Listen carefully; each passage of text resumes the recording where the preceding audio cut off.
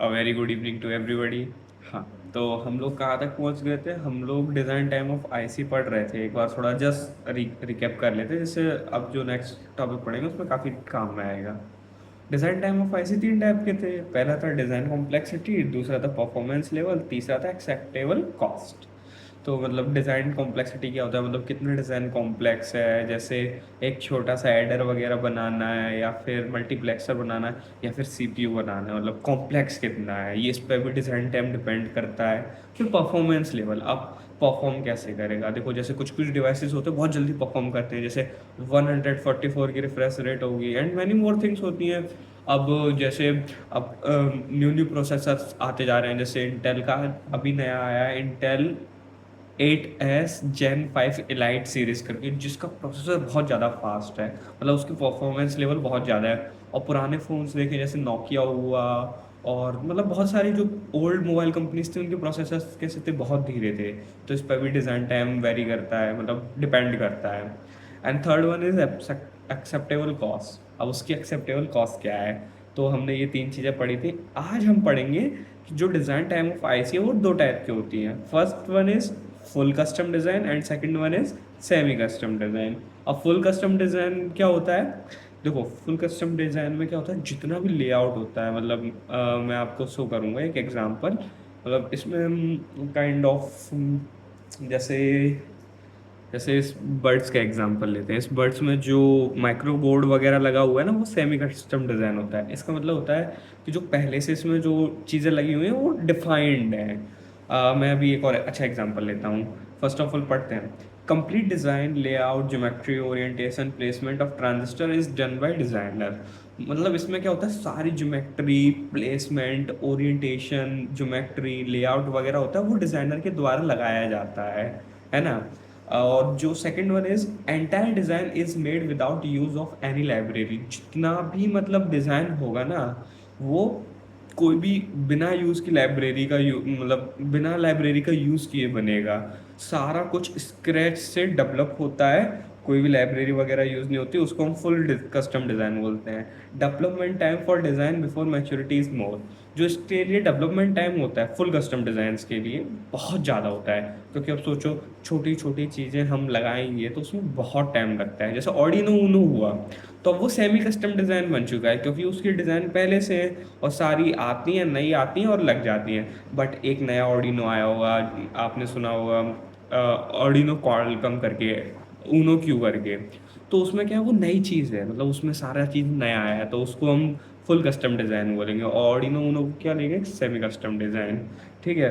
फिर होता है it has more opportunity for performance improvement. अब देखो, जब हम चीज़ें स्क्रैच से बिल्ड करते हैं ना, तो हमारे पास ज़्यादा अपॉर्चुनिटीज़ होती हैं उसकी परफॉर्मेंस बूस्ट करने की। अब जैसे ऑर्डिनो ऊनो को ही ले लो, और एक ऑर्डिनो ओरिजिनल होता है।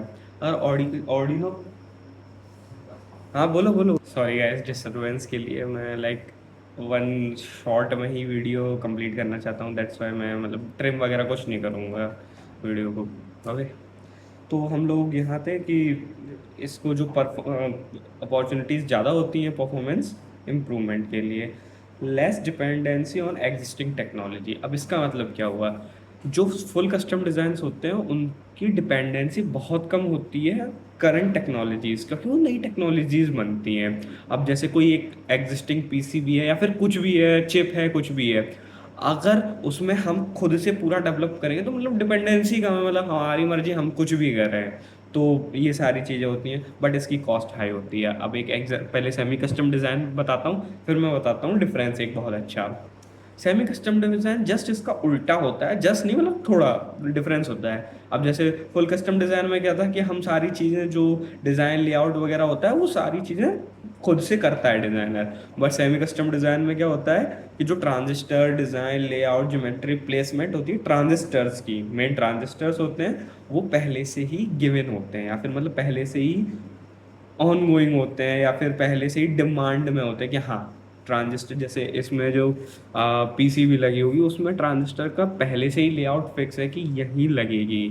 तो ये होता है सेमी कस्टम डिज़ाइन। अब design completed second point is design is completed with the use of multiple library. अब इसमें बहुत सारी लाइब्रेरी होती हैं। अच्छा, ये वो लाइब्रेरी नहीं है बुक्स वुक्स वाली। इसमें लाइब्रेरी का मतलब क्या होता है, हमारे इलेक्ट्रॉनिक्स में ये होता है कि लाइब्रेरीज में पहले से ही जितने भी कंपोनेंट है ना वो डिफाइंड रहते हैं, उनकी वर्किंग या फिर अलग अलग यूज़ केसेस के हिसाब से कस्टमाइज रहते हैं, हम उसको लाइब्रेरी बोलते हैं इसमें। ठीक है। अब जैसे इसमें बोला है कि design is completed with the use of multiple library. इसका मतलब है कि जो डिफरेंट डिफरेंट लाइब्रेरीज हैं, जैसे ट्रांजिस्टर्स हुए, इसी में देख लो ट्रांजिस्टर हुए, या फिर जो ब्लूटूथ मॉड्यूल वगैरह लगा हुआ, वो सारी लाइब्रेरीज में पहले से ही इंक्लूडेड है। अगर हमें कुछ नया बनाना है, जैसे लाइक बोस हुआ या फिर एप्पल के जो डिवाइसेस होते हैं, उनमें टेक्नोलॉजी बिल्कुल नई लगती है, तो सारी चीज़ शुरू से लगती हैं। That's how beautiful is. Development time for design before maturity is very less. जो डेवलपमेंट टाइम होता है वो बहुत ज़्यादा लेस होता है। It has less opportunity for performance improvement. अब इसमें बहुत कम अपॉर्चुनिटी होती है परफॉर्मेंस इम्प्रूवमेंट के लिए। अब वो क्यों? क्योंकि गाइस आपको पता है कि पहले से सारी चीज़ें डिफाइंड हैं। अब मैं एक दो रियल लाइफ एग्जांपल लेता हूँ।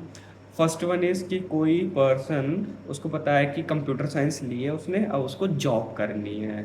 जस्ट लाइक उसने 4 साल की उसको बीटेक करनी है, एंड देन उसके बाद उसको कोई एमएनसी वगैरह या फिर कोई नॉर्मल जॉब में जाना है। बट एक पर्सन है, उसको करना है रिसर्च या फिर मतलब कुछ हट के। तो आप सोचो अपॉर्चुनिटी किसके पास ज़्यादा होगी? एक पर्सन के पास जो कि उसको पहले से ही पता है कि हाँ, मेरे को बीटेक के 4 साल बाद बस जॉब करनी, और कुछ नहीं, सिर्फ वो उसी के लिए ही पढ़ रहा है। सिर्फ सीएससी या फिर कुछ प्रोग्रामिंग लैंग्वेजेस वगैरह हुई, वो उसी के लिए पढ़ रहा है। बट ये पर्सन रिसर्च करना चाहता है, मतलब कुछ परस्यू, कुछ डिफाइन करना चाहता है नई चीज़। तो अपॉर्चुनिटी किसके पास ज़्यादा होगी? ऑब्वियसली बी के पास। तो बट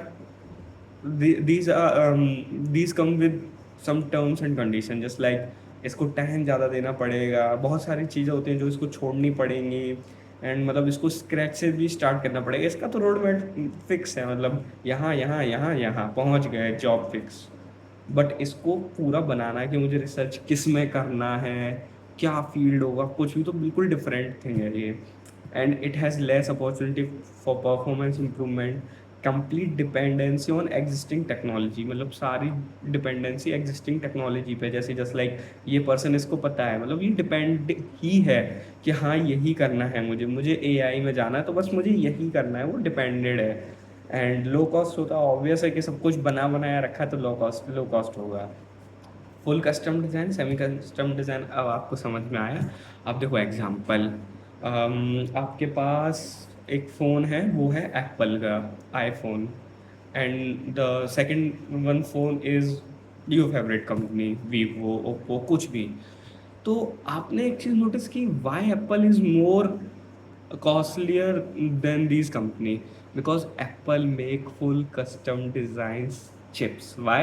Because देखो हर साल वो कुछ ना कुछ नया बनाता है, कुछ जैसे A18 bionic chip, A19 bionic chip, जो न्यू न्यू बायोनिक चिप्स आ रही हैं, उनमें वो स्टार्टिंग से सब कुछ प्लेसमेंट लेआउट वगैरह वो स्टार्टिंग से करते हैं, वो लाइब्रेरी का यूज़ नहीं करते हैं, इसीलिए इतनी ज़्यादा परफॉर्मेंस ऑप्टिमाइज्ड होती है उनमें। बट नोकिया वोकिया के क्या होता है, वो एक ही प्रोसेसर को रीनो 6 सीरीज, इस सीरीज, इसके नेक्स्ट सीरीज, इसके नेक्स्ट सीरीज, मतलब हर सीरीज में उस मैक्सिमम सेम ही यूज़ करते हैं। That's why Oppo Vivo phones are सस्ते होते हैं, less costlier than Apple, and Apple is more costlier than these phones.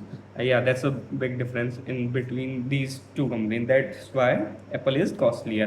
मतलब यही है कि फुल कस्टम डिज़ाइन में प्लेसमेंट वगैरह स्टार्टिंग से होता है, ज्योमेट्री वगैरह, कोई लाइब्रेरी का यूज़ नहीं होता है, एंड डेवलपमेंट टाइम थोड़ा ज़्यादा होता है, परफॉर्मेंस बूस्ट मिल जाता है हमें, डिपेंडेंसी कम होती है एग्जिस्टिंग टेक्नोलॉजी में, और हाई कॉस्ट होती है। And just opposite semi custom design होती है। आज के लिए इतना।